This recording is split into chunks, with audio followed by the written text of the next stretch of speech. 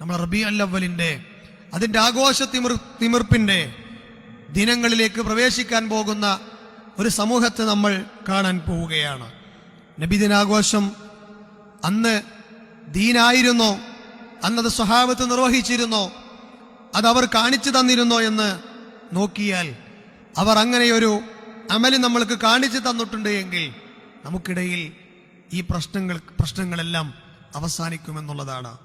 എന്നാൽ ഈ സമ്പ്രദായം അന്നില്ലല്ലോ എന്ന് നബി സല്ലല്ലാഹു അലൈഹി വസല്ലമയുടെ നബിദിനമാകുന്ന ഈ ആഘോഷം ആചരിക്കുന്ന ആളുകൾ തന്നെ പറയുന്നുണ്ട്. 2006 EK സമസ്തക്കാരിറക്കിയ അൽ മുഅല്ലിം മാസിക, ഏപ്രിൽ മാസത്തിൽ ഇറങ്ങിയ ആ മാസികയിൽ അതിന്റെ 7ാമത്തെ പേജിൽ ആരാണ് അതിന്റെ ചീഫ് എഡിറ്റർ? മലപ്പുറം ജില്ലയിലെ കരുവാരക്കുണ്ട് സ്വദേശിയായ EK വിഭാഗത്തിന്റെ അറിയപ്പെട്ട പണ്ഡിതനായ KT മാനു മുസ്ലിയാരാണ്. ആ അൽ മുഅല്ലിം മാസികയിൽ പറയുന്നത് കാണാം, നബി സല്ലല്ലാഹു അലൈഹി വസല്ലമയുടെ കാലത്ത് ഏതെങ്കിലും പ്രവാചകന്റെയോ പുണ്യപുരുഷന്മാരുടെയോ ജന്മദിനം ആഘോഷിക്കുക എന്ന് പറയുന്ന സമ്പ്രദായം നിലവിലില്ല. അതുകൊണ്ട് തന്നെ അതിനെക്കുറിച്ച് വ്യക്തമായി ഒന്നും നിർദ്ദേശിച്ചിട്ടില്ല. ഇതാണ് മുജാഹിദുകൾ ഇത്രയും കാലം പറഞ്ഞത്. പക്ഷെ ഇതൊക്കെ പറഞ്ഞു വെക്കുന്നുണ്ട് എങ്കിലും ചില ഉസ്താദന്മാർ, മുസ്ലിയാക്കന്മാർ, പ്രത്യേകിച്ച് ഹംസക്കോയ ബാക്കവി മുന്നിയൂർ എന്ന് പറയുന്ന ഒരു മുസ്ലിയാർ, അദ്ദേഹം പറയുന്നത് പ്രവാചകന്റെ ജന്മദിനം ആഘോഷിക്കാൻ ഖുർആനിൽ 40 ആയത്തുകൾ തെളിവുണ്ട് എന്നുള്ളതാണ്. എന്നാൽ അതേ ആദർശക്കാരായ വിഭാഗക്കാർ പറയുന്നു പ്രവാചകന്റെ കാലത്ത് ഏതെങ്കിലും പ്രവാചകന്റെയോ പുണ്യപുരുഷന്മാരുടെയോ ജന്മദിനം ആഘോഷിക്കുന്ന സമ്പ്രദായം നിലവിലില്ല. പിന്നെ എവിടുന്ന് കിട്ടിയത് നമുക്കത്? ഇത് തന്നെയല്ലേ മൗലിദവാദിയായ തഴവയും പറഞ്ഞത്? അദ്ദേഹത്തിന്റെ അൽ മവാഹിബുൽ ജലിയയുടെ 3ാമത്തെ വാള്യത്തിൽ 50ാമത്തെ പേജിൽ എന്താ പറഞ്ഞത്? മൗലീദ് കഴിക്കൽ മുമ്പ് പതിവില്ലാത്തതാ, അത് ഹിജറ 300 ശേഷം വന്നതാ. കേട്ടോ, എത്രയോ വർഷങ്ങളായിട്ട് നമ്മൾ കേൾക്കുന്ന വരികളാണിത്. മൗലീദ് കഴിക്കൽ മുമ്പ് പതിവില്ലാത്തതാ, അത് ഹിജറ 300 ശേഷം വന്നതാ.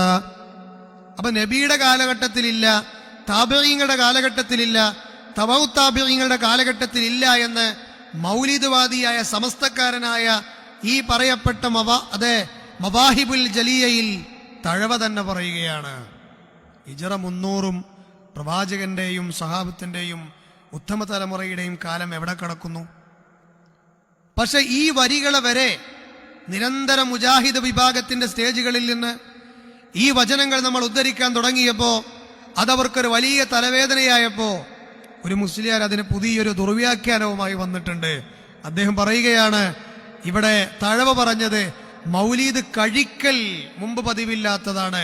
കഴിക്കൽ എന്ന് പറഞ്ഞാൽ മന്തി കഴിക്കൽ, അതുപോലെ ബിരിയാണി കഴിക്കൽ, മട്ടൻ ബിരിയാണി കഴിക്കൽ എന്നൊക്കെയാണ് അതിന്റെ ഉദ്ദേശമെന്ന് ഒരു മുസ്ലിയാർ അതിഗംഭീരമായി ദുർവ്യാഖ്യാനം ചെയ്യുന്ന ഒരു ഭാഗം നമ്മളൊന്ന് ശ്രദ്ധിച്ചു നോക്കൂ. രാജാവ് എന്താക്കി? വലിയ ഭക്ഷണോ കാശൊക്കെ അതിന് ചെലവാക്കി വരുന്നവർക്ക് കാശ് കൊടുക്കുകയും ചെയ്യും. കിതാബുകളിലുണ്ട്. അതൊന്നും ഇപ്പൊ പറയാനല്ല നമ്മൾ ഇന്ന് ഒരുങ്ങിയത്. ഞാൻ സാന്ദർഭികമായി കുറച്ചു നിർത്തിയപ്പോൾ അങ്ങോട്ടൊക്കെ പോയി എന്നുള്ളൂ. മുസഫർ രാജാവ് ധാരാളം ആട് അറുത്ത് ഭക്ഷണം ഉണ്ടാക്കി കൊടുത്തു.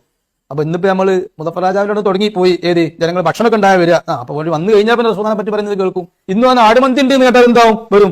ആ മൗലിദ് കഴിക്കല് മുമ്പ് പതിവില്ലാത്തതാണ്, അത് ഹിജറ 300 ശേഷം. കണ്ടല്ലേ? അപ്പൊ തഴവ് പറഞ്ഞത് എന്താണ്? മൗലീദ് കഴിക്കൽ എന്ന് പറഞ്ഞാൽ തിന്നല് ആ വിഷയത്തിൽ മുമ്പ് പതിവില്ലാത്തതാണ് എന്നുള്ളതാണ്. എന്നാലേ ഈ മുസ്ലിയാരുടെ ഈ വാദത്തെ കടക്കൽ കത്തിവെക്കുന്ന വാദമായി ഒരു തെളിവായിക്കൊണ്ട് ഇവരുടെ പള്ളി ദർസുകളിൽ ഇവർ ഓതാറുള്ള ഇആനത്തു ത്വാലിബീൻ, സയ്യിദുൽ ബക്കരിയുടെ ഇആനത്തു ത്വാലിബീനിന്റെ 3ാം വാള്യത്തിൽ എന്താ പറഞ്ഞത്?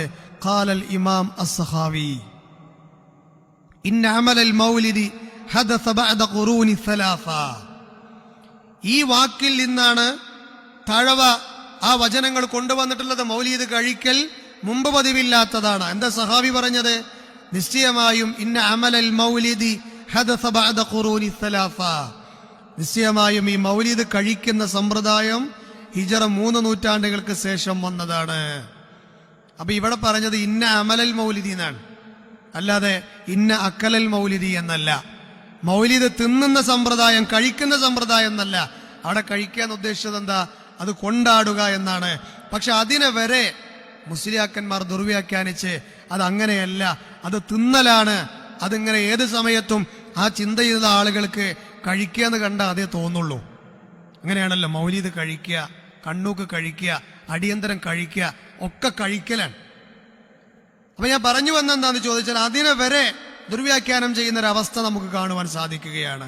അപ്പോൾ ഇവർ അംഗീകരിക്കുന്ന മാസികകളിലും ഇവരുടെ പള്ളി ദർസിൽ ഓതി പഠിപ്പിക്കപ്പെടുന്ന ഇആനത്തു ത്വാലിബീൻ സയ്യിദുൽ ബക്കരിയുടെ ഇആനത്തു ത്വാലിബീനിലും അതുപോലെ തന്നെ നേരത്തെ പറഞ്ഞ തഴവയുടെ മവാഹിബുൽ ജലിയയിലും ഒക്കെ പറഞ്ഞത് അത് പ്രവാചകന്റെ കാലഘട്ടത്തിലുള്ളതല്ല.